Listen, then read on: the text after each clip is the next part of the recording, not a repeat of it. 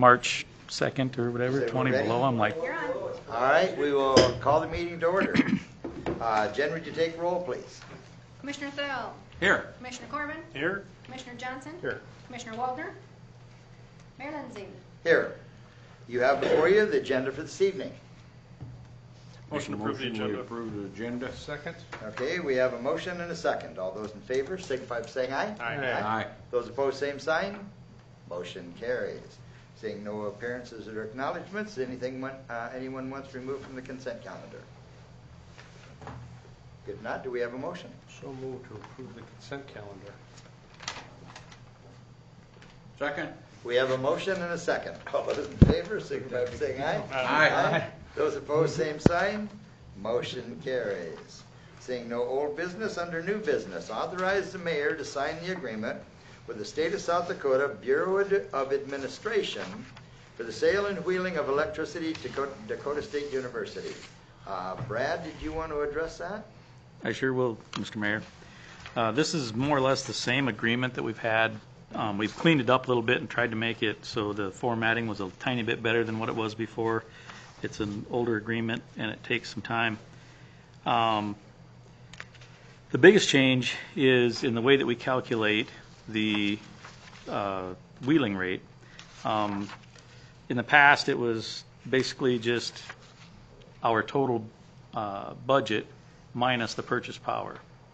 And over time, as we've done more and more overhead underground upgrades and some of that stuff, we've expanded our spending, and that's created a gap between what the original agreement said, which was we could increase our rate by 3% per year, or by the actual rate that was in the calculation of total budget minus purchase power, and whichever was greater. In this case, it was 3% all the time. Well, we've exceeded that by a bunch as far as by all of our upgrades and the things that we've been doing.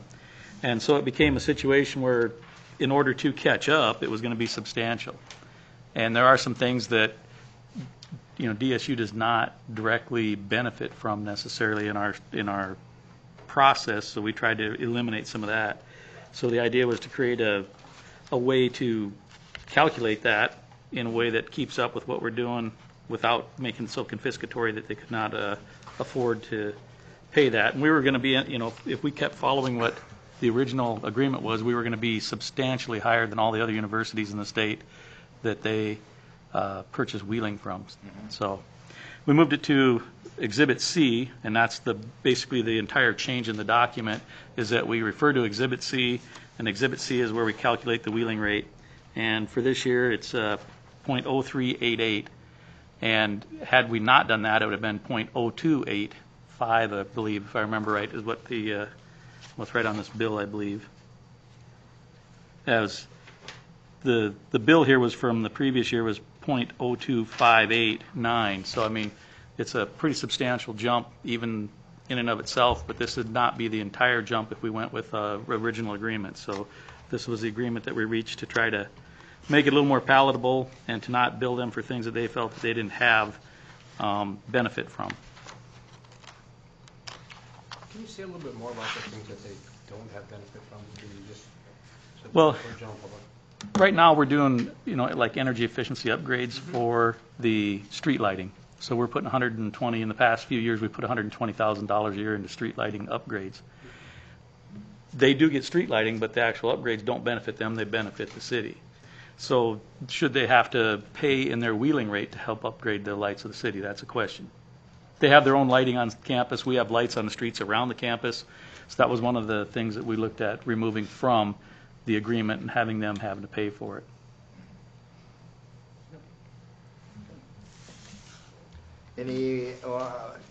One in the audience want to make any comments or anything?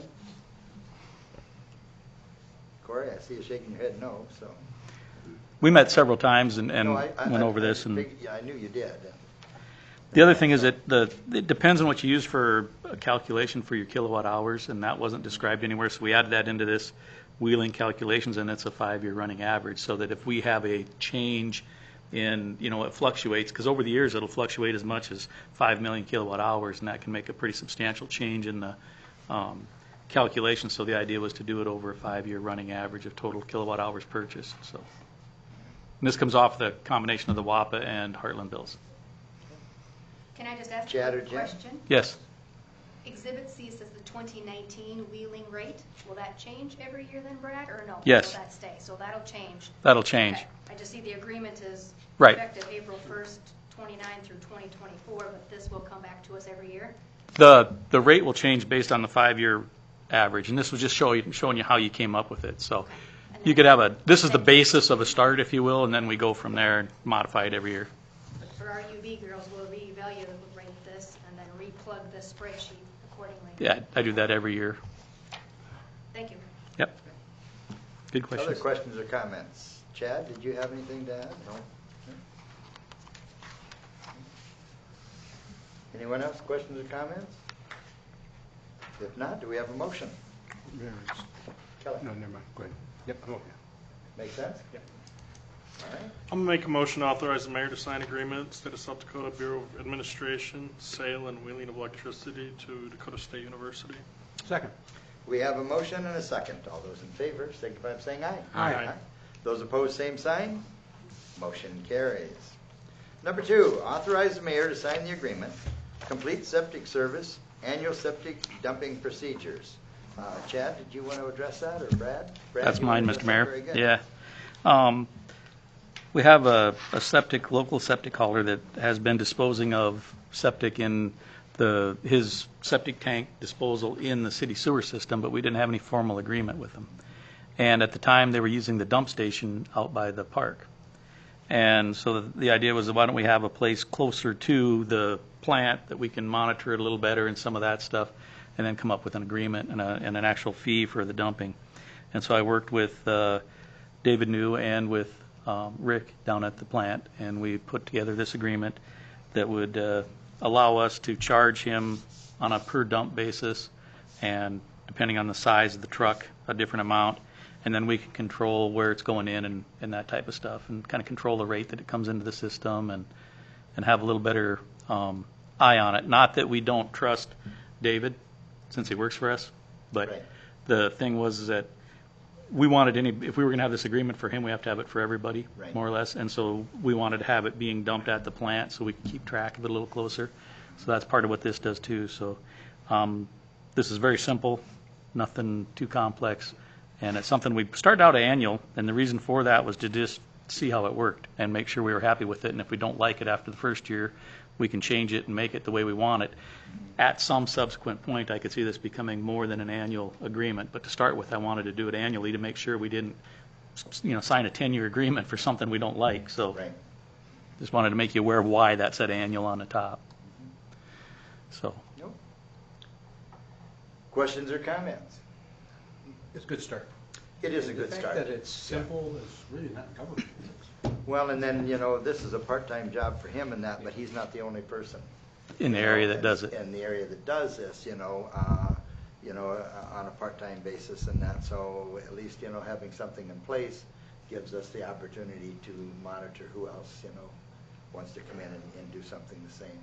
And our intention is when we do the modifications down at the sewer treatment plant, there's a gravity modification we want to do here in this upcoming time frame specifically to help the flow with through shrimp, is at that time we would put in this device that would help it a lot better.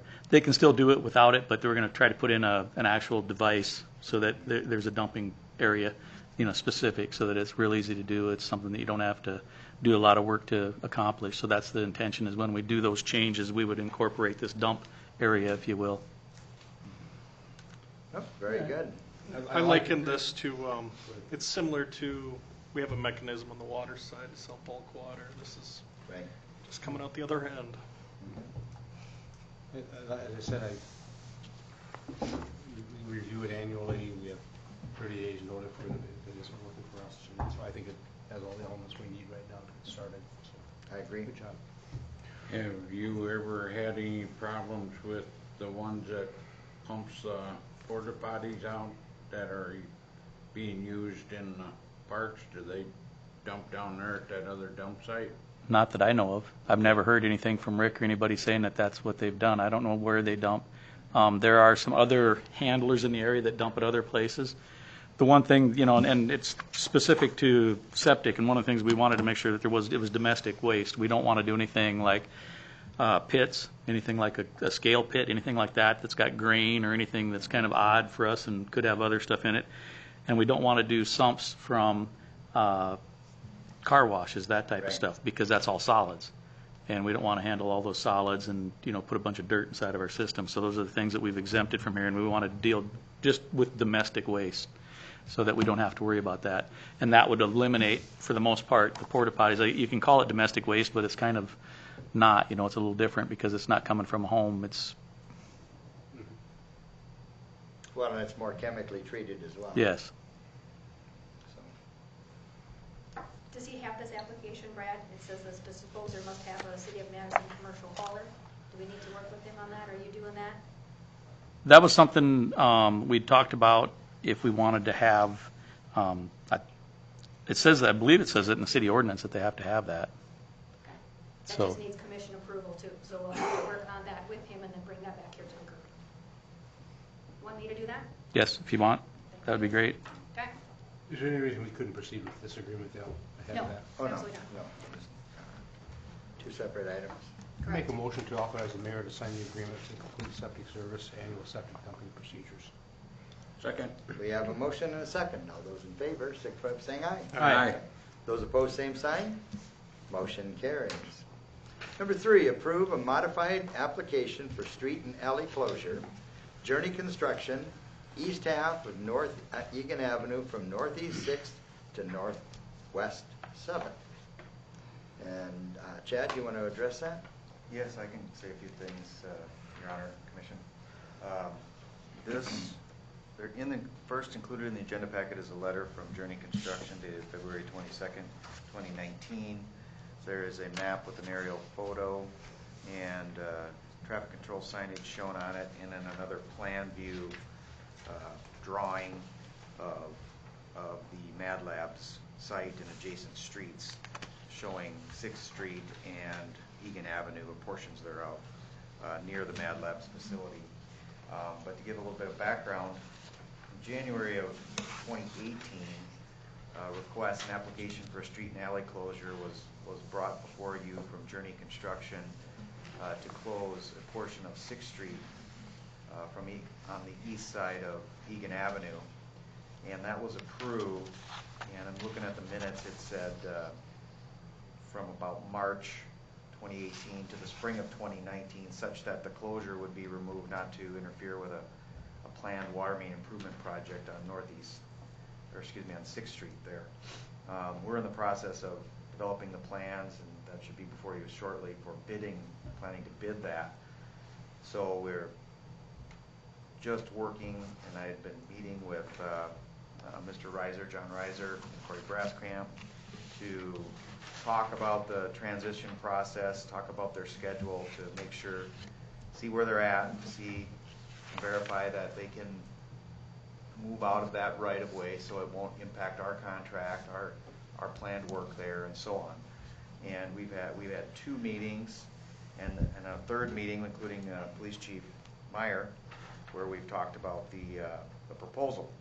And I'll let them speak for themselves in a moment, but what they've indicated to me is that they're not quite done or ready to vacate all the right-of-ways in this area. In other words, they need some space on the street adjacent to the project to complete the project. However, I did emphasize that we do need 6th Street, the obstructions cleared off 6th Street so we don't impact our project. And so then what you see before you, and it's explained in the letter, is they want to move some of the trailers and other items off of 6th Street and on Egan Avenue from 6th Street northeast to 7th Street northwest. Put a block off the east side of Egan Avenue there, fence it off, and I'll let them get into the details.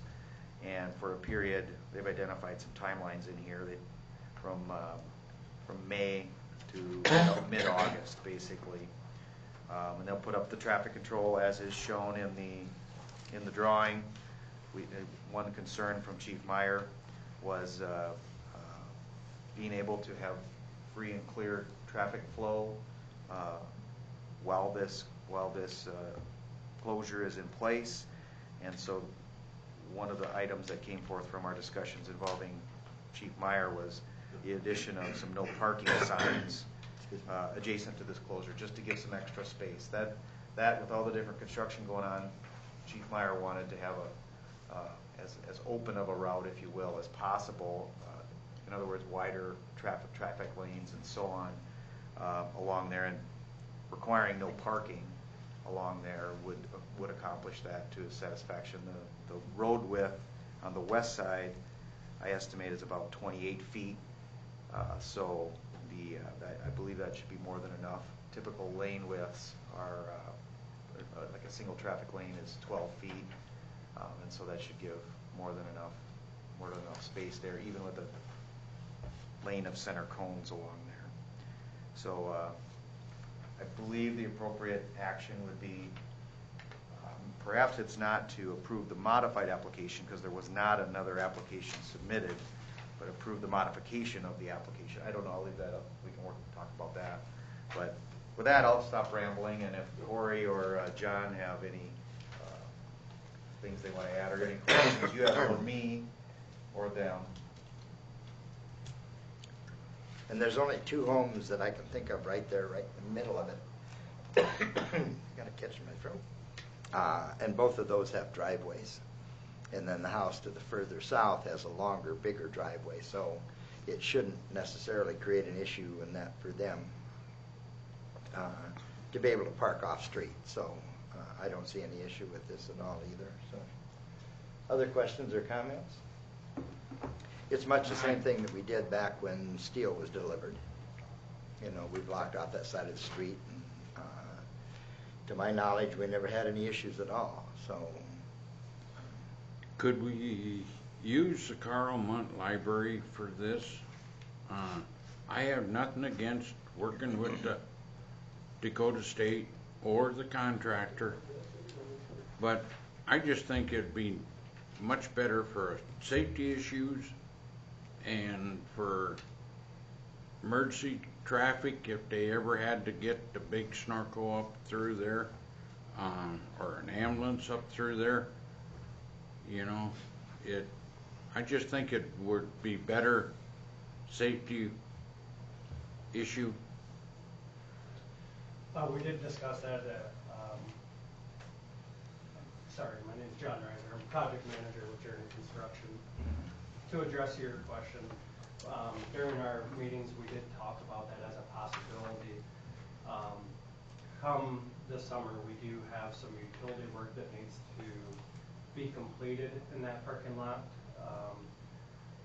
There's a loop work around the campus for waterway, and we have to reconstruct some of that will involve where we have to bore that to get to where it needs to go in place. And so we have to remove about 1,500 square feet of that parking lot to create a bore pit. One, because of the depth of where that line needs to go, but for safety reasons, when you dig down deep, you also need to bench up wider. So there will be a couple of months this summer where that parking lot will be excavated. Some other reasons that we discussed on this, as it kind of states in the letter there, with the complexity and nature of this type of project, it does require, until final systems are up and operational in the building, we need to have a full enclosure, fence and gates. And those fence and gates, as maybe you have noticed already, are constantly closed all the time. And then we have to have security in place for the construction. So that's why we're looking at there. A portion of the building also, typical building, if you have windows, etc., we would be able to get service of materials into there. A portion of this building does not, and we have a material hoist elevator to get products into that portion of the building. that holdout has been on the south side of the building, and we discussed, you know, it was asked upon us if we could use that north parking lot, and unfortunately, with the new size of the building, it's kind of shown on the illustration there, unfortunately, there's just not enough room to come around the east side of the building with delivery trucks and or forklifts to get around to that material lift that's on the south side there. So our proposed plan would be still maintain a gate on that southeast corner of Egan that would allow access to that material waste. I'm just thinking with all the construction work that we're gonna be having going on up there, the water and sewer on 6th Street, and possibly the demolition of 2 houses up there, we're backing ourselves in the corner on having a street closure. We're gonna have no parking on the west side assuming we run 2 lanes? Correct. I mean, North Egan's about the perfect place to do this, to be honest with you, if we were to shut down a portion of a street, and if they're not parking there, I think the concerns will be minimal, especially there's only gonna be a couple weeks where school's actually fully in session for this closure, as I understand it. The request, I think Chad was looking to get going with their project in that mid-May timeframe. In order to take down our 6th Street closure, we have to have our new setup in place. So that's why we have that overlap of we're asking for April 29th so we can get set up and then removed to be in time for that off of 6th Street. And when we met with Chief Meyer, that was a request of his to make sure that there was room for ambulance, etc., to have that width, and by checking over the street width, by putting a no park in there, then that gave that extra width there to have sufficient drive lanes, wider than normal street. Do you need the whole east half of that Egan Avenue? Could we have 15 feet, 20 feet? And you guys have the off-street up to, I'm sorry, when you say off street, diagonal parking and a little bit out into the street so we could at least have traffic going north on the east half? I tell you, I do have a large concern for safety by putting construction activity right at the entrance of a gate of construction activity. We have to maintain a one-way pedestrian access into the project, and that's also where the main trailer for check-in for security purposes would be. And so we always try and keep vehicular traffic and pedestrian traffic as kind of a safety, and trying to not have them commingle if possible. With our fencing, we have that black fabric on there, and so to answer your question, I mean, it's a little bit of a concern of visibility, having that traffic right beside the fence there. Also, additionally, with the fencing, I guess the initial plan would be to use the boulevard for the fence post so that we're not putting holes in the street for that. And then secondly, our plan is for the summer to do landscaping that needs to happen all along that Egan Avenue. Some of it is for security as well, and thus that would give us that room for the staging of materials and have the clear access, from the sidewalk up to the building to complete those activities. When you mention landscaping, will that be on the building side of the current parking spaces, or will you be removing parking spaces? Well, those along Egan Avenue diagonal They'll spaces, stay. those will remain. Okay. Right up to there. Yeah, I guess I don't see an issue in it. You know, you probably still have some deliveries that'll need to come in, you know, there, so we need to have room for those vehicles to be able to get get inside the fencing. And then, I would agree, you know, unless you could use, you know, our current potholes to put the stakes in, it would be preferred to be in the boulevard. So, Thanks for the explanation. other questions or comments? I'll make a motion to approve modified application for street and alley closure, Journey Construction, East Half, North Egan Avenue, from Northeast 6th Street to Northwest 7th Street. Second. We have a motion and a second. All those in favor, signify by saying aye. Aye. Those opposed, same sign. Aye. Okay, motion carries. Okay, appoint election board. Jen, would you want to address that? Yes, please. Municipal election scheduled for Tuesday, April 9th. As you have heard, we're on our own again. The school will not be joining us in our election. Election to be held at the Madison City Armory from 7 a.m. to 7 p.m. We have got 6 wonderful little ladies who have agreed to assist us in the process again this year. Board 1 is Elaine Struy, Marcy Spielman, and Teresa Waba. And Board 2 will be Carol Petrie, Doris Limmer, and Carla Sudengay. If you would appoint them this evening for me, please. Make a motion to appoint the election board and set forth. Second. Okay, we have a motion and a second. All those in favor, signify by saying aye. Aye. Those opposed, same sign. Motion carries. Do we have any public comment? Nothing tonight, sir. Okay, seeing no announcements, no executive session, do we have a motion to adjourn? Make a motion we adjourn. Second. We have a motion and a second. All those in favor, signify by saying aye. Aye. Aye. Those opposed, same sign. Motion carries. Thank you, everyone. Thank you, Mayor. The main thing is keep warm.